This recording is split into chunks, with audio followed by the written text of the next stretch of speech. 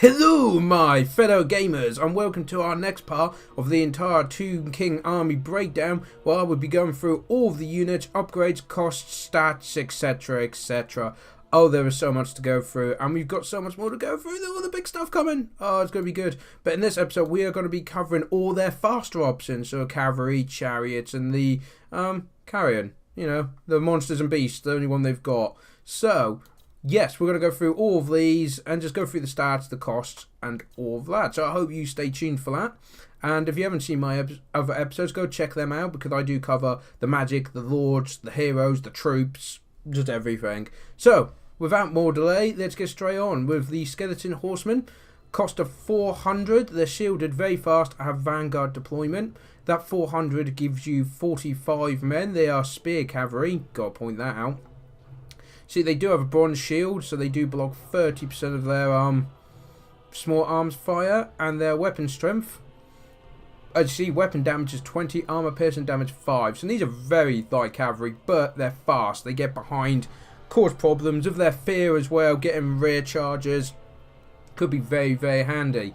Now, to upgrade these, it costs around the 20 gold mark, as you can see, to go up, and to get them to maximum level is another 214, I had to do maths then, 214 gold to get them up to rank 9. And as you can see, it don't give you much. Melee attack 5, melee defense 10, leadership 10. I probably wouldn't bother, because that's more than half the cost of another skeleton. I would rather just have 2 horsemen, because these are just light harassment units. So I mean, it's up to you. I mean, if you had some gold to spare, like 20, 40 gold, you could upgrade these guys. But I personally, if you could, get 2 units instead of just the 1. Next, we'll move on to the... these names, I'm going to mispronounce all of them. But Nahakara? Nahakari? I don't know. Guys, correct me, because I'm probably getting it all wrong.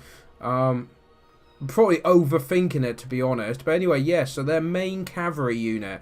650 to start, shielded anti-infantry, but it's only the bronze shield still, so not much more than that. If we just compare with the normal light cavalry, so you lose vanguard, but they do get extra 1,000 life, more armor, leadership, speed, everything's better apart from charge bonus, because they're not spearmen, they're normal cavalry.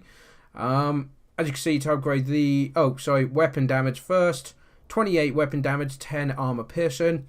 Costs around 30 gold to upgrade each chevron, and at their top they're 929 gold, and not really, 6 melee attack, 12 melee defense for a good like 300 gold there. Probably not really worth it again. You know, a lot of these chevrons of the Tomb Kings, I've noticed, you're better off getting more units than you are chevron them up.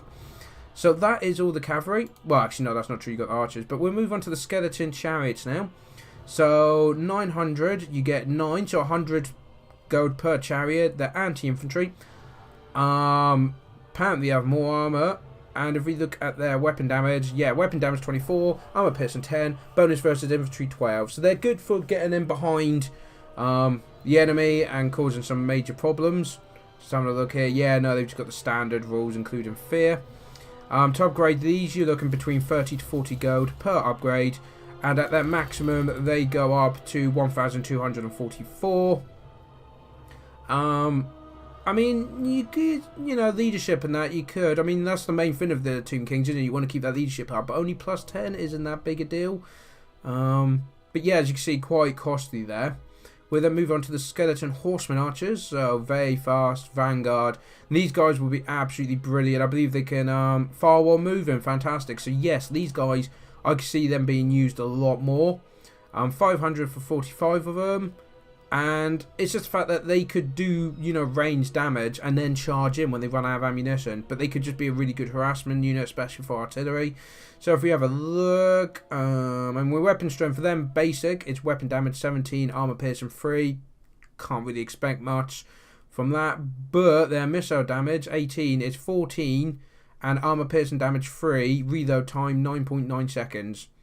So not bad, not bad. And to upgrade these, as you imagine, quite cheap, between 20 to 30 gold. 740 when they're complete. As you can see, again, leadership, melee attack and defense don't get as much, but missile damage goes up by 3. So yeah, you may be, but again, I'd rather try and just get more units. But I could see these being quite useful, being, you know, hit and run, and being able to vanguard as well, so you can get their artillery, their range unit, or just get behind them. Very helpful. We then have the elite of the elite chariots, the skeleton archer chariots. So they're anti-infantry, so they pretty much combine the skeleton horsemen and the skeleton chariots together. If we look at their weapon strength, it's weapon damage 24, armor piercing of 10, bonus versus infantry 12. Obviously that is in close combat, don't forget. The missile damage looks a lot more promising. Yeah, missile damage 16, armor piercing 10, reload every 5.4 seconds.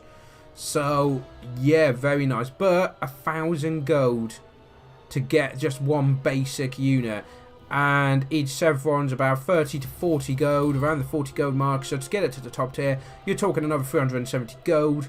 But look, leadership goes up, your attack and defense goes up, and missile damage goes up by 10.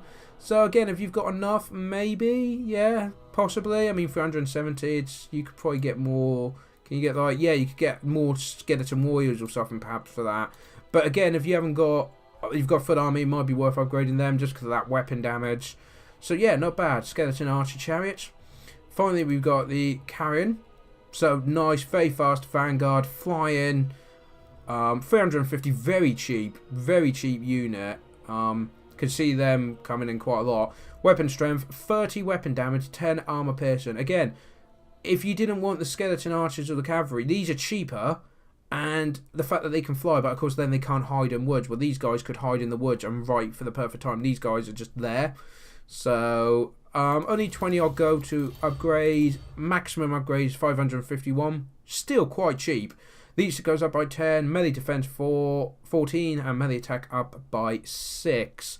But yeah, I can see these being quite used as cheap, pretty much. And even just to get in the way of archers and that would be, you know, make archers shoot at them instead of the more important targets in your army. You know, just be a nuisance with them. So there we go. That is a quite quick episode, actually, compared to the others we've had before. In the next one, we're going to go through just the constructs. And then the final episode, we're going to go through the rare constructs and the war machines that the Tomb Kings have. That'll be, so, one more episode and then another one after that. And we will be done with this. So I hope you've been enjoying this series and found it informative. I'm learning quite a lot, as I always do, going through all of these units. Because little things you might not notice. And it's like, hang on a minute, do they? And it's like, yeah, they do. So it's pretty good. So do comment below what you guys think, and any thoughts and, you know, tactics you've used of these faster units. Because a lot of people see Tomb Kings as being really slow or having big constructs. The idea of having a very mobile army, I think, would be quite interesting for the Tomb Kings to try. Maybe I should try that on a themed army. But anyway, we'll wrap it up there. Thank you very much for joining me, and I hope to see you next time. Till then, take care.